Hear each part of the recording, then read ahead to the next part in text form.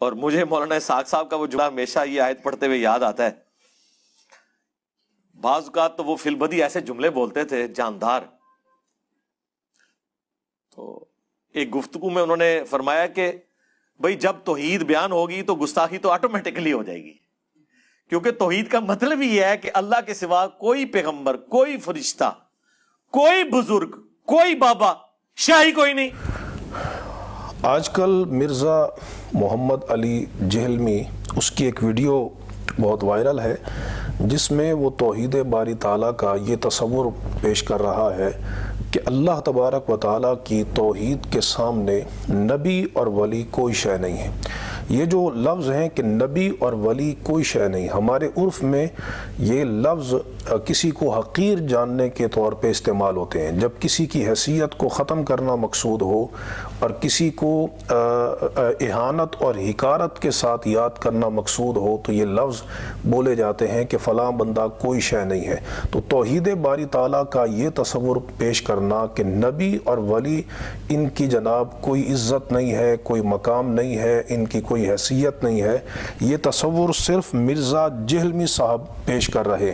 اگرچہ تمام شانیں، تمام عزتیں، تمام قدرتیں، ساری کبریائی اور سارا علم اللہ تبارک و تعالیٰ کے لیے، لیکن وہ اپنے نبیوں کو، رسولوں کو شانیں عطا کرتا ہے، کمالات عطا فرماتا ہے. اور قرآن مجید فرقان حمید میں جا بجا اللہ تبارک و تعالیٰ نے جہاں اپنی حقیقی ذاتی استقلالی شانوں کو بیان کیا ہے، وہیں اس نے اپنے نبیوں اور رسولوں پر اپنی عطا کا ذکر بھی کیا ہے. تو قرآن کا اسلوب تو یہ ہے کہ تم اللہ تبارک و تعالیٰ کی وحدانیت کے ساتھ اس کے رسولوں کی شان کو بھی بیان کرو، نہ کہ یہ تصور نوجوان نسل کے ذہن میں راسخ کرو کہ نبی ولی کوئی شے نہیں ہے. اب قرآن مجید فرقان حمید میں جہاں اللہ رب العزت نے یہ فرمایا ان العزت للہ جمیعا، بے شک عزت ساری کی ساری اللہ کے لیے. اب اس میں کوئی شک نہیں ہے کہ ساری عزت ذاتی طور پر، حقیقی طور پر اللہ تبارک و تعالیٰ کے لیے. لیکن اب یہ کہہ دینا نہیں نبی کی کوئی عزت ہی نہیں ہے، رسول کی کوئی عزت ہی نہیں ہے، تو یہ تقابل کرنے کی کیا ضرورت ہے، جبکہ قرآن ہی خود فرماتا ہے وَلِلَّهِ الْعِزَّةُ وَلِرَسُولِهِ وَلِلْمُؤْمِنِينَ وَلَكِنَّ الْمُنَافِقِينَ لَا يَعْلَمُونَ. ارشاد فرمایا عزت اللہ کے لیے ہے، اللہ کے رسول کے لیے ہے، مومنین کے لیے ہے، لیکن منافق اس بات کو نہیں جانتے. تو آپ دیکھیے بڑا واضح تصور ہے کہ ایک طرف قرآن فرماتا ہے ساری عزتیں اللہ کے لیے، اور دوسری طرف فرمایا کہ اللہ رب العزت کے لیے عزت ہے، اللہ کے رسول کے لیے ہے اور ایمان والوں کے لیے. پھر قرآن مجید میں یہی اسلوب ایک اور مقام پہ بیان کیا گیا. ارشاد فرمایا کہ ان القوۃ للہ جمیعا، فرمایا کہ بے شک قوت، طاقت، قدرت ساری کی ساری اللہ کے لیے. اس میں کوئی شک نہیں، ساری قدرتوں کا مالک اللہ تبارک و تعالیٰ ہے. لیکن اس نے جہاں اپنی ساری قوت کو بیان فرمایا، وہاں اپنے عبد مکرم کی قوت کو بھی اللہ رب العزت نے بیان کیا، جو اس نے اپنے بندے کو خود عطا فرمائی ہے. ارشاد فرمایا حضرت جبرائیل امین علیہ السلام کے متعلق سورۃ التکویر میں ذی قوت عند ذی العرش مکین، فرمایا کہ وہ بڑی قوت والا فرشتہ ہے. یہ قوت ان میں جو تنوین ہے یہ تعظیم پہ دلالت کر رہی ہے، بڑی عظیم قوت ہے اس فرشتے کی، اور وہ عرش والے کی بارگاہ میں بڑی عزت والا ہے. تو آپ دیکھیے قرآن کا منہج کیا ہے، قرآن کا اسلوب کیا ہے. قرآن شان رسالت، شان نبوت اور شان ولایت کو کس طرح بیان فرما رہا ہے کہ وہ واضح طور پہ تصور دے رہا ہے کہ ساری عزتیں، ساری شانیں اللہ تبارک و تعالیٰ کی ہیں، لیکن وہ اپنے پیاروں کو بھی شان دیتا ہے. لیکن مرزا جہلمی صاحب تقابل کے انداز میں نبیوں، رسولوں اور ولیوں کو کوئی شے نہیں سمجھتے اور کہتے ہیں کہ یہ توحید باری تعالیٰ کا تصور ہے. توحید کا تصور آپ سورۃ الاخلاص سے ہی سیکھ لیتے، جس میں اللہ تبارک و تعالیٰ نے اپنی توحید کو اپنے محبوب علیہ السلام کی زبان سے بیان فرمایا. قل هو اللہ احد اللہ الصمد لم یلد ولم یولد ولم یکن لہ کفوا احد. محبوبہ فرما دیجئے وہ اللہ احد ہے، وحدہ لا شریک ہے۔ اب دیکھیے اپنی وحدانیت کو اللہ تبارک و تعالی اپنے محبوب کی زبان سے کیوں بیان کر رہا ہے؟ تاکہ لوگوں کو محبوب کی عظمت معلوم ہو کہ اس محبوب کی ذات کو مانو گے تو خدا کی بارگاہ میں تمہاری توحید قابل قبول ہوگی۔ کہ مرزا جہلمی صاحب کس طرح تفریقہ کر رہے ہیں توحید باری تعالیٰ میں، اور کس طرح تقابل کر رہے ہیں نبی کریم علیہ السلام کی رسالت میں۔ اللہ تبارک و تعالیٰ نے تو مومنین کی تو شان یہ بیان کی ہے قرآن مجید میں۔ اب قرآن مجید فرقان حمید میں پڑھیے تو بیسیوں نہیں سینکڑوں مقامات پر اللہ تبارک و تعالیٰ نے اپنے ذکر کے ساتھ اپنے رسول علیہ السلام کا ذکر فرمایا، اور کئی مقامات تو ایسے ہیں کہ جہاں واحد کی ضمیر کے ساتھ ذکر دو ذاتوں کا ہے۔ اللہ تبارک و تعالیٰ مالک ہے، حضور نبی کریم علیہ السلام مملوک ہے، اللہ رب العزت معبود ہے، نبی کریم علیہ السلام اللہ کے عبد مکرم ہے، اللہ تبارک و تعالیٰ خالق ہے، حضور نبی کریم علیہ السلام اللہ کی عظیم مخلوق ہیں۔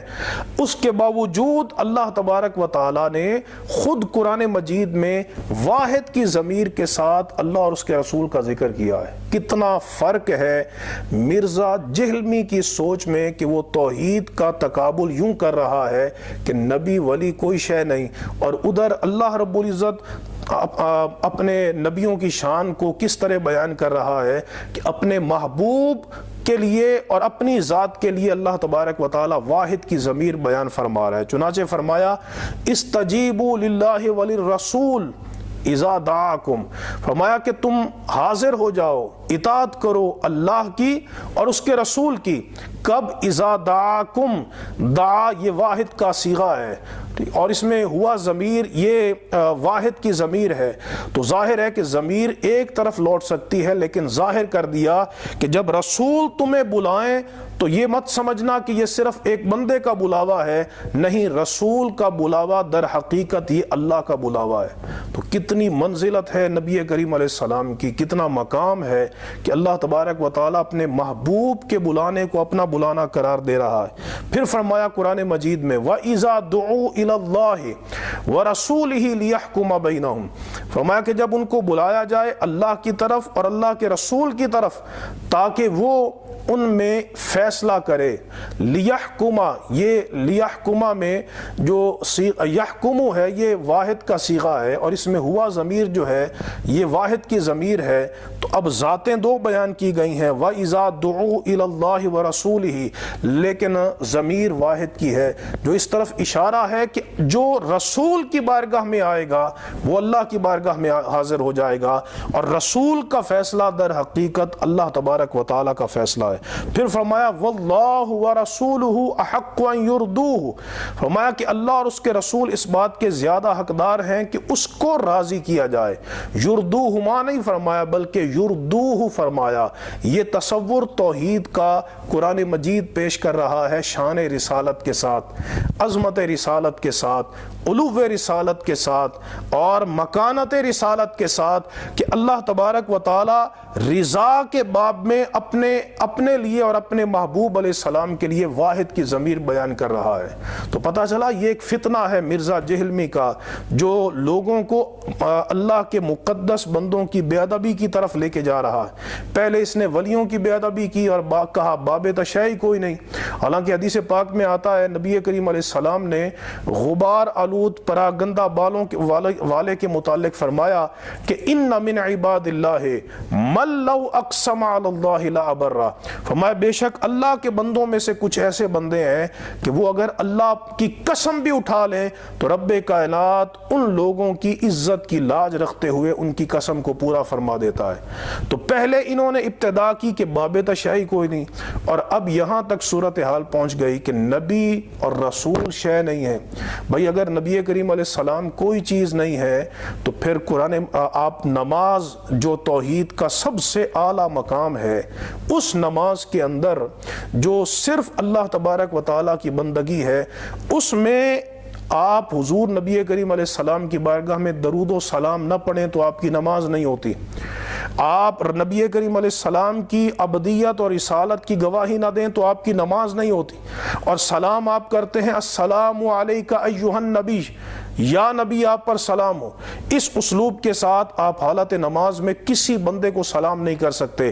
لیکن حضور نبی کریم علیہ السلام کی اللہ کی بارگاہ میں کتنی منزلت ہے کہ جو توحید کا سب سے اعلیٰ زینہ ہے نماز، اس نماز میں بھی بارگاہ رسالت میں ندا اور خطاب کے ساتھ سلام رکھا گیا۔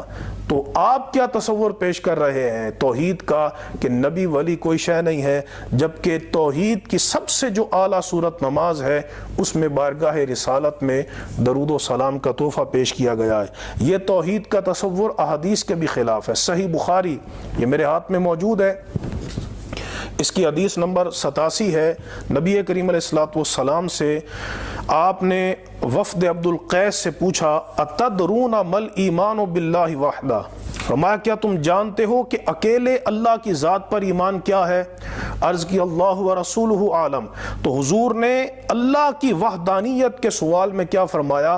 شہادت اللہ الہ الا اللہ وان محمد رسول اللہ، فرمایا کہ اکیلے اللہ کی ذات پر ایمان یہ ہے کہ تم گواہی دو کہ اللہ کے سوا کوئی مستحق عبادت نہیں، اور بے شک حضرت محمد صلی اللہ علیہ وسلم اللہ کے بندے اور اس کے رسول ہیں۔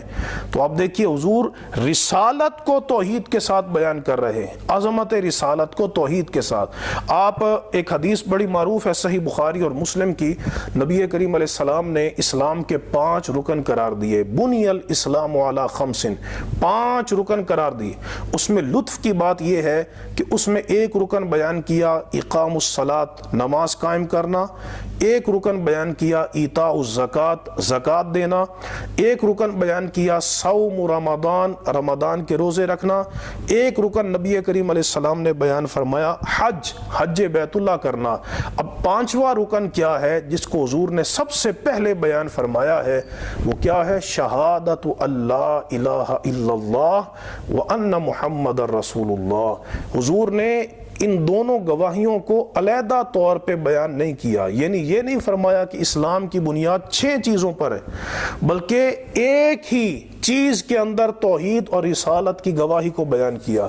تو کتنا واضح فرق ہے مرزا جہلمی کے اس تصور میں کہ توحید کا مطلب ہے نبی ولی کوئی شے نہیں ہے، اور حضور بیان ایک ہی اسلوب میں بیان کر رہے ہیں کہ اللہ تبارک و تعالیٰ کی ذات پر ایمان لانا اور نبی کریم علیہ السلام کی رسالت پر ایمان لانا، یہی توحید ہے، یہی ایمان ہے۔ اللہ رب العزت ہمیں اپنے محبوب بندوں کے ادب کی توفیق عطا فرمائے۔ وآخر دعوانا ان الحمد للہ رب العالمین۔